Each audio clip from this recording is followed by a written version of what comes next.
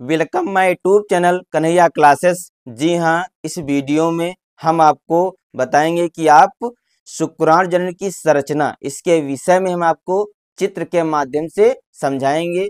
फिर हम आपको बताएंगे कि आप किस प्रकार से इसके विषय में आप लिखेंगे। तो सबसे पहले हम आपको शुक्राणु की संरचना के विषय में बताते हैं। तो जो ये शुक्राणु है ये लगभग 60 माइक्रोमीटर लंबा व पतला होता है, यानी कि जो मानव का शुक्राणु होता है कह सकते हैं यह लगभग 60 माइक्रोमीटर लंबा व पतला होता है और ये चम्मच के आकार का होता है। इसके 3 प्रमुख भाग होते हैं। नंबर 1 सिर, फिर दूसरा भाग मध्य भाग, तीसरा पूंछ। तो सबसे ऊपर ये भाग होता है, इसे बोलते हैं सिर या कह सकते हैं शीर्ष। ये शुक्राणु का अग्र व कह सकते हैं सबसे प्रमुख भाग होता है। इसमें केंद्रक होता है, यानी कि जो ये शुक्राणु का अग्र भाग होता है इसमें क्या होता है, केंद्रक होता है, जिसमें गुणसूत्र उपस्थित होते हैं। यानी कि जो केंद्रक है इसी में क्या उपस्थित होते हैं, गुणसूत्र उपस्थित होते हैं।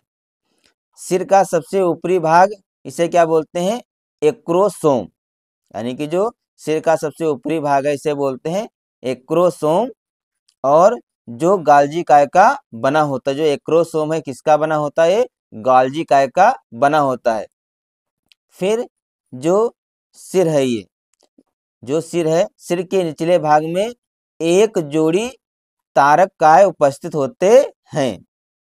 अब जो सिर है इसके नीचे देखिए यहाँ पर एक जोड़ी जो है तारक काय उपस्थित होते हैं।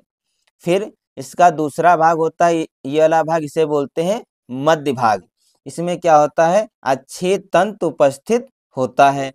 इसके चारों ओर माइट्रोकांडिया उपस्थित होता है। इसे जो आप देखिए ये क्या है, माइट्रोकांडिया। तो कह सकते हैं इसके चारों ओर माइट्रोकांडिया उपस्थित होता है, जो शुक्राणुओं को गत करने के लिए ऊर्जा प्रदान करता है। यानी कि जो शुक्राणु होते हैं उनको ऊर्जा प्रदान करता है ताकि ये गति कर सकें। फिर इसका तीसरा भाग होता है पूंछ। यह शुक्राणु का अंतिम व सबसे लंबा कह सकते हैं धागे नुमा भाग होता है। यानी कि जो तीसरा भाग आप देखिए यहाँ से लेकर यहाँ तक हमने बनाए हैं, इस भाग को कहते हैं पूंछ। ये शुक्राणु का अंतिम भाग होता है, ये सबसे लंबा धागे नुमा भाग होता है। यह एक कह सकते हैं झिल्ली नुमा आवरण से घिरा होता है, जिसमें जो शुक्राणु को तैरने में सहायता मिलती है। यानी कि जो तीसरा भाग होता है पूंछ, ये शुक्राणु का अंतिम भाग होता है और ये झिल्ली नुमा आवरण से घिरा होता है। इसमें क्या होता है, जो शुक्राणु होते हैं उनको तैरने में सहायता मिलती है।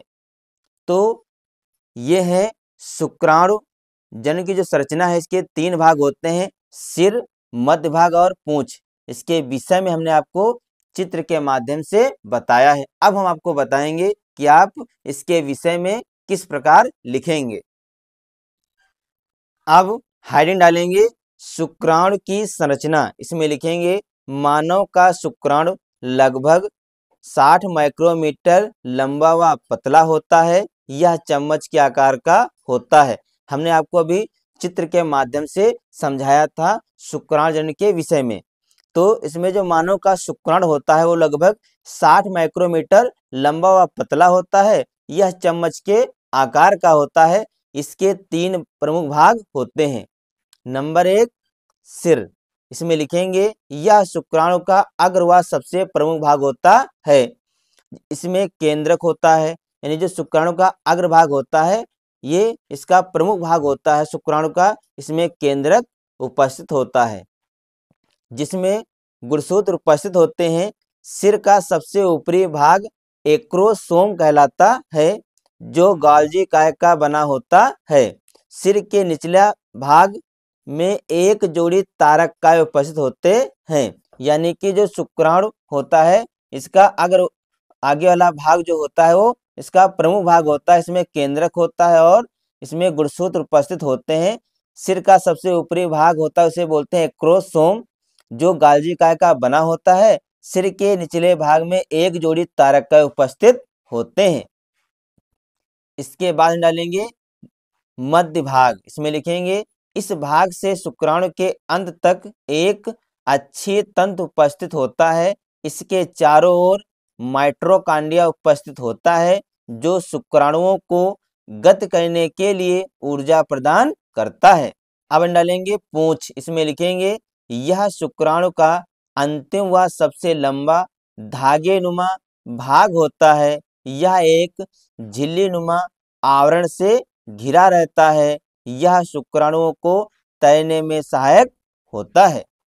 तो बच्चों, हमने आपको चित्र के माध्यम से समझाया है कि आप शुक्राणु के विषय में कैसे लिखेंगे।